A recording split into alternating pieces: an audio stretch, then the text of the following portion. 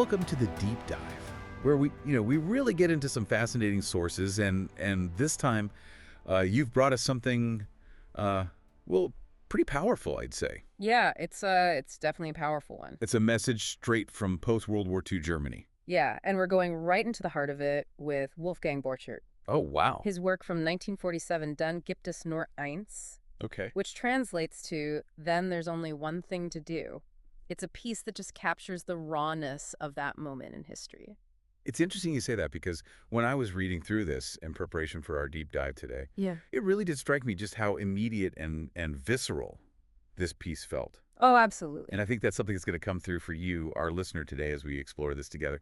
So what we're really aiming to do today is to understand what Borchert is arguing here, to see why his call to action had and still has so much force, and to think about how it speaks to us even now when we come up against decisions that challenge our sense of right and wrong. Yeah, I think there's a lot to unpack there. There is a lot to unpack, and I think the best way to do that is just to dive right in. And the core of Borchert's message is really hard to miss, isn't it? It is. It's right there on the surface. It's this repeated command. Sag and nay. Say no. And what I find fascinating is how straightforward it is.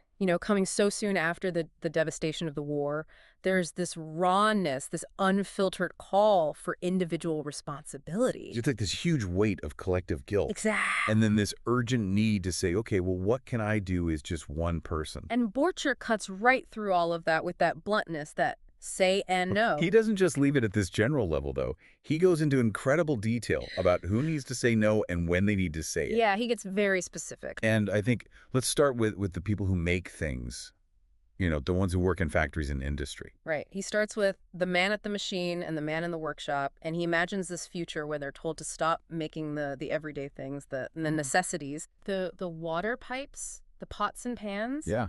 And instead, they're commanded to produce the tools of war, things like steel helmets and machine guns. Yeah. And Borchert's response is just immediate and resolute. It's just nine. Nay. Right. Right. He draws this really stark line between creation and destruction. And he doesn't stop there because then he extends this idea to women as well. He does. He speaks to the girl behind the counter and the girl at the office. Yeah. And he paints this picture of them being forced into roles that directly support war. Filling grenades. Filling grenades, exactly. Mounting scopes on sniper rifles. And again, the message is clear. SAG and AN. And it really shows you how far-reaching war can be, how it pulls in even those who seem removed from the front lines. Right. It touches every aspect of life. And then he takes this up a level and he starts to talk about the people in charge, the owners, the researchers. Mm-hmm. And I think what's really interesting here is how he calls out the ways that war becomes normalized within different parts of society. Mm-hmm. So he addresses the owner of the factory who might be told to switch from making essential everyday goods like talcum powder, cocoa, things like that, to manufacturing gunpowder. Yeah. And again, it's that same nine ein. It's a refusal to let profit be made from death. And then there's the researcher in the laboratory. Right. And he's told, you're no longer working on healing or on improving life. Mm-hmm. You're going to invent new ways to kill people. Exactly. And Borchert's nine on is directed at them, too. It's this indictment of how easily our talents, our knowledge, our drive to innovate can be twisted towards destructive ends. Right. And it really raises this question for us, for the listener. Yeah. What are the ethical boundaries of our professions? It gets even more personal, I think, when he turns to people in creative and caregiving professions. Oh, absolutely. Because these are the people who we associate with, expressing beauty, with healing, with nurturing. And yet he sees the potential for these roles to be twisted to serve war. He says to the poet in your room, if you're told to stop writing love songs and instead write songs that celebrate hate and division, your answer must be nen. Nen. And then he talks to the doctor who is there by the sickbed. Yeah, the doctor at the sickbed. Whose whole purpose is to heal. Right. And if they're told to declare men fit for war when they're not. Again, nen. Nen. Yeah. It's that refusal to be complicit in violence. And even spiritual leaders aren't exempt from this call, are they? No, not at all. He directly addresses the minister in the pulpit and says, if you are commanded to bless murder, to sanctify war, your response must be nen. Nen. And this is such a strong stance against the the ways that faith can be manipulated to legitimize violence. So we see him going through all these different parts of society, manufacturing the arts, medicine, religion, and he's drawing this very clear line in the sand, but he doesn't stop there. He keeps going and starts looking at professions that are more directly involved in, logistics and enforcement. Right. He really broadens his appeal. He talks to the captain on the steamer who might be ordered to transport, cannons and tanks instead of food. Instead of wheat. Yeah.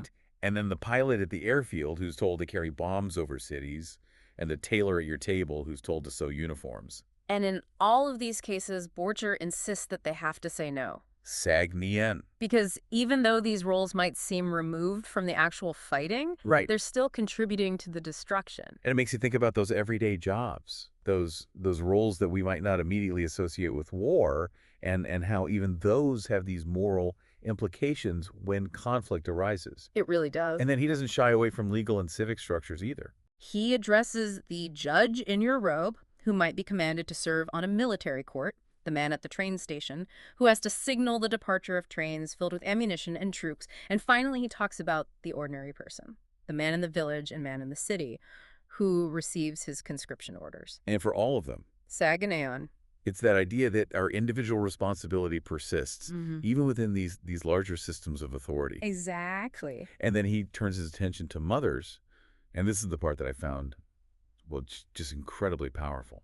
It's deeply moving. It's this really emotional appeal, and he addresses mothers all over the world, from Normandy to the Ukraine, from Frisco to London. Everywhere. And the orders that he describes them receiving are about the perpetuation of war.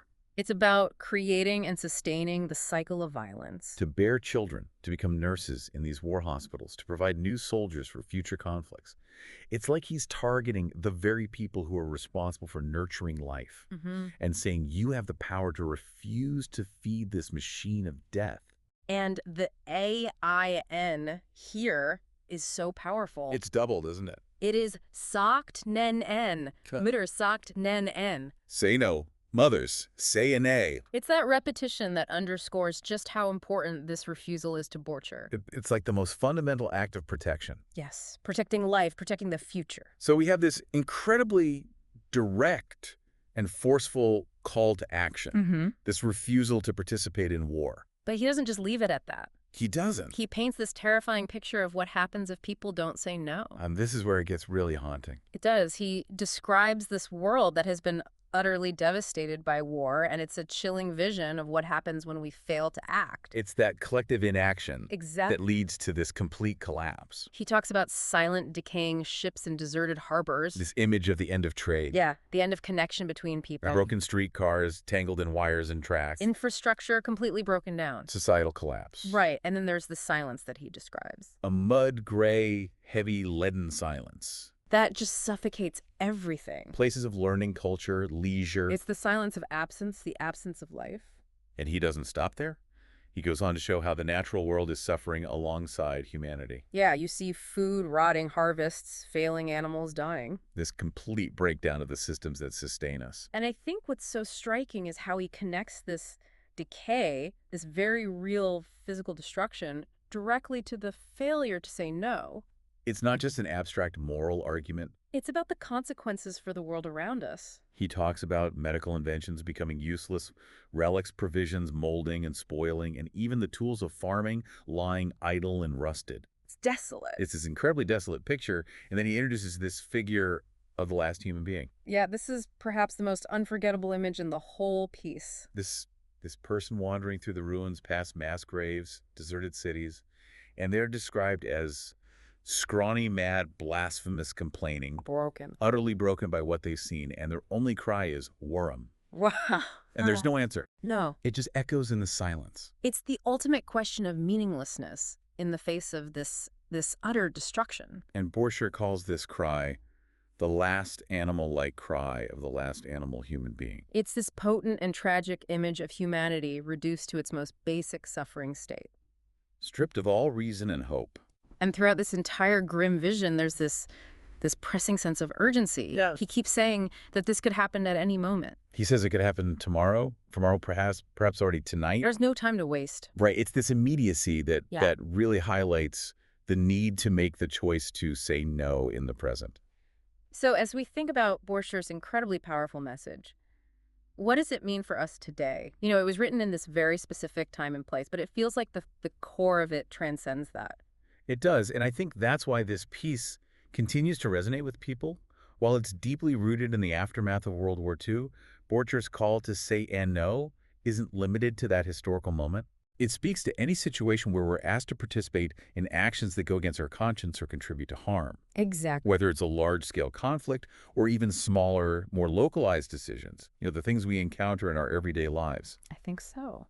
His message compels us to really examine our own personal responsibility and the potential consequences of our choices. It's a powerful call to action. So to really tie together our deep dive into Wolfgang Borchert's work, the central takeaway is this incredibly direct and forceful argument for the power and absolute necessity of individual refusal. When faced with demands that facilitate conflict and destruction, Borchert insists that the only moral and ultimately life-affirming response is to say no. Say and no. Yeah. And it's a potent reminder that even when we're facing immense pressure, individual conscience and the courage to dissent hold incredible power. They do. And that brings us to a final thought for you to consider. Borchert's 9 is a dramatic response to these really extreme circumstances. But in what seemingly small everyday decisions, might the spirit of his message be relevant in the world today? In what situations might we need to refuse to participate in something that we believe is wrong? Even if those situations don't feel as overtly dramatic as the ones that Borchert describes, where does our personal responsibility lie? And when might we need the courage to say no? It's a question worth pondering. It is. And we encourage you to seek out more of Wolfgang Borchert's writing and to explore further the historical context that shaped his powerful words. It's a journey worth taking. Thank you for joining us for this deep dive. Until next time. Until our next exploration. Bye.